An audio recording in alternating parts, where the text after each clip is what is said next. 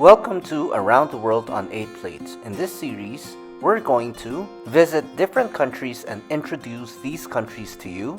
We're also going to teach you how to cook signature dishes from these countries and interview locals from these countries so that you can have a better understanding of what these countries are all about. Previously on Around the World on 8 Plates, we went to Italy. Which country are we going to introduce today? Hello everyone, it is funny monologue time. So where are we going today? Listen to this monologue and try to guess where we're going, okay? So I have a friend, he is a magician. And one day he performed in the show and he said, bang! He appeared on the stage and he said, bang!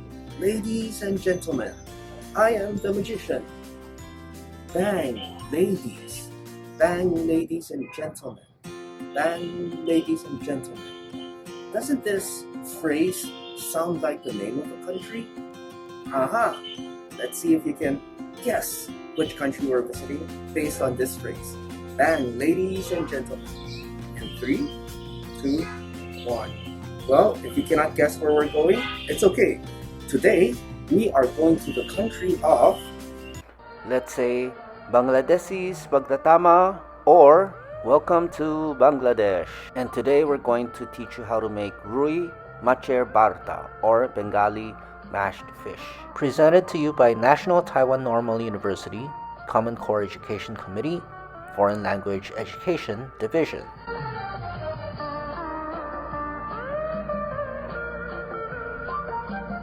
Before cooking, let me introduce a sample itinerary for this beautiful country. After landing at Dhaka Airport, what would be a nice itinerary for this country? On the first day, make your way to Curzon Hall. Being on the flight for such a long time, you must be very tired. So the first day, you just have to travel to 2 places. My recommended first place is called Curzon Hall and it's located in a university. I'll show you what it looks like later. But can you imagine studying in a university with many architectural wonders? Yeah, the buildings here look really interesting. So I guess if you studied here, you would never get bored. Well, anyway, here's more information about Curzon Hall, the first place you're going to visit. This is home to the Faculty of Sciences at the University of Dhaka, but more importantly, it is a building that was built hundreds of years ago during the British Raj era. It was built because Bangladesh and the United Kingdom signed a treaty and Bangladesh became a colony of the United Kingdom. Okay, so this university was not established till 1921. Actually, this whole land was donated by a very rich person back then. Now, what's so special is Bangladesh was not independent until 1971. So it took 50 years for Bangladesh to achieve independence. And how did that happen? It's because of the students, the professors, and the teachers of this university. They helped achieve Bangladeshi independence. And how did they do that? They pushed for democracy. And that's why today, Bangladesh is a democratic country. So not only does this place have history, of course, the beautiful architecture is really wonderful, but we also have to learn about what's happened in history before. Now let's take a few seconds to look at this wonderful piece of architecture.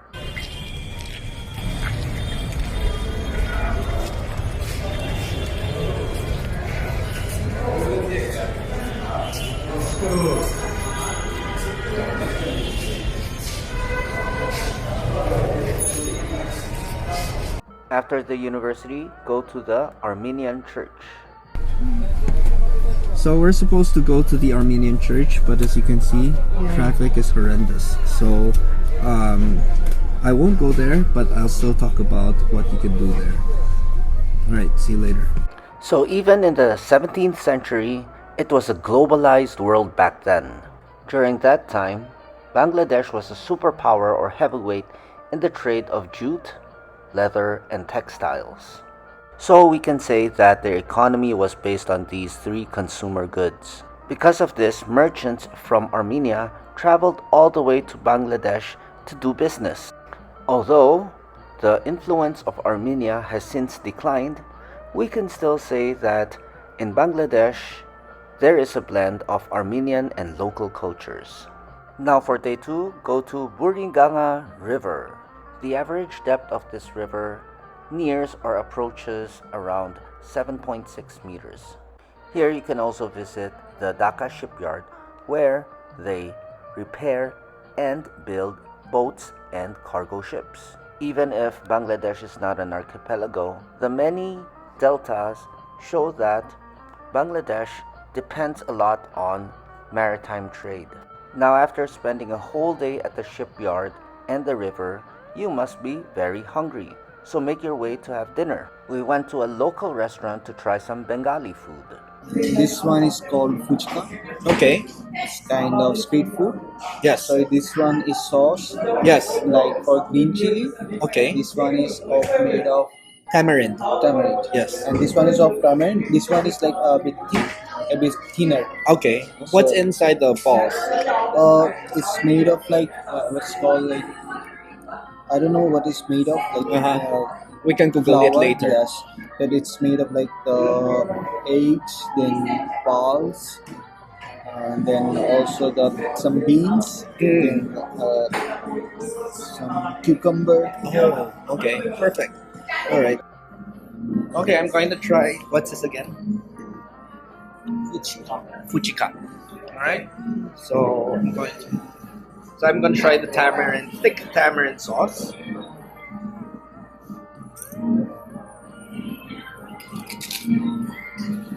Good. I like this one. The green. I like this one better.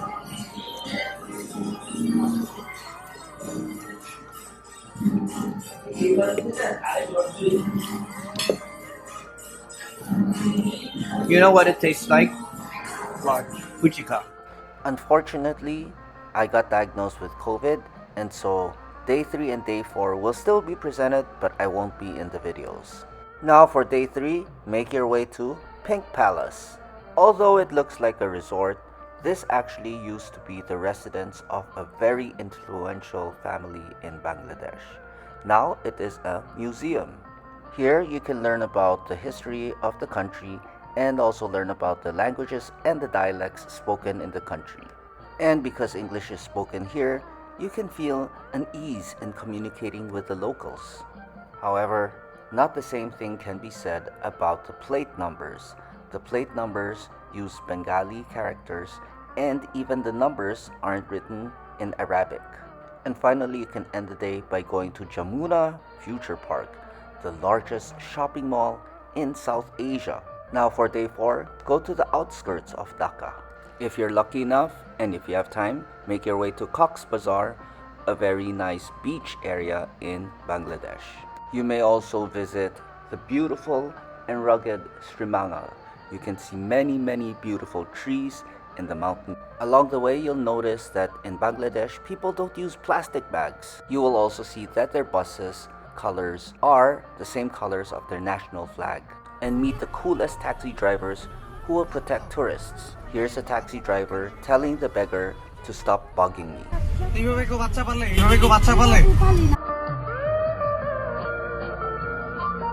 Before we learn how to cook today's dish, let us try to understand today's country better. Let's quickly learn more about this beautiful country.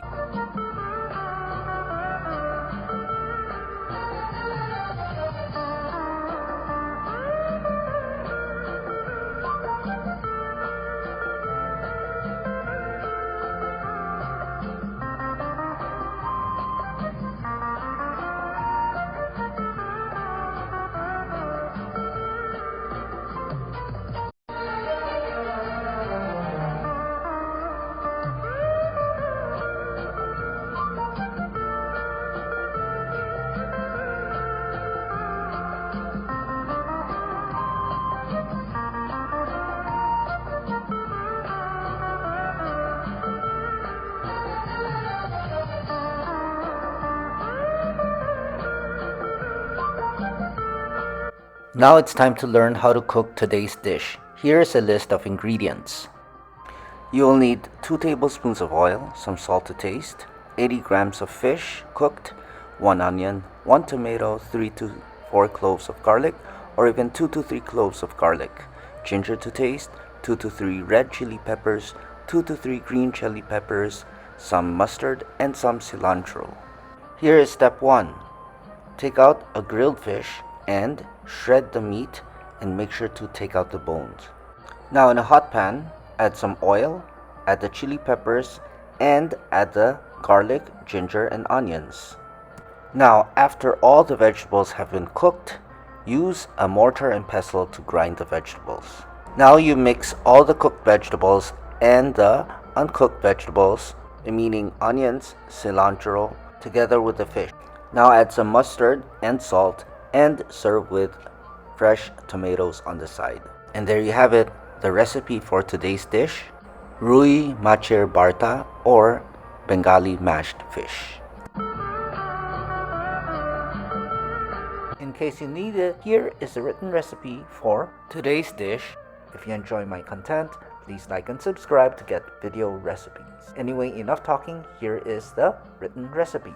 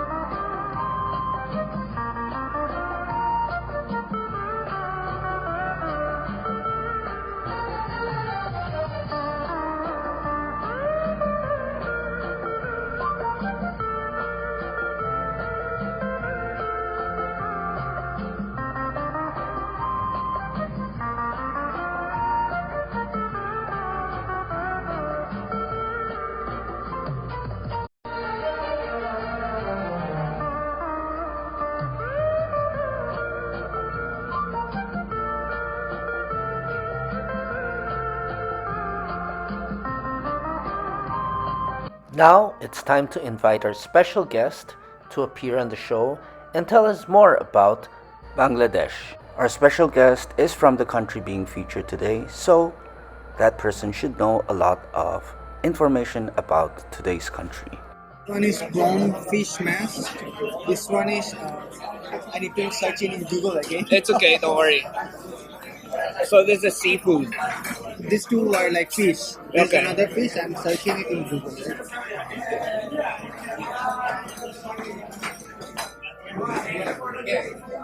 Let's name this one. Chana Pom Kakana. So it's a local fish, I guess. This one. Okay. And this is the laksi. Yes. So it's made of yogurt, just yogurt and Yogurt, milk, sugar. that's it. Okay. I won't show your face. Okay. So onion. Like that. Where are we going next? Stay tuned for the next episode as we once again slowly and carefully go around the world on 8 plates.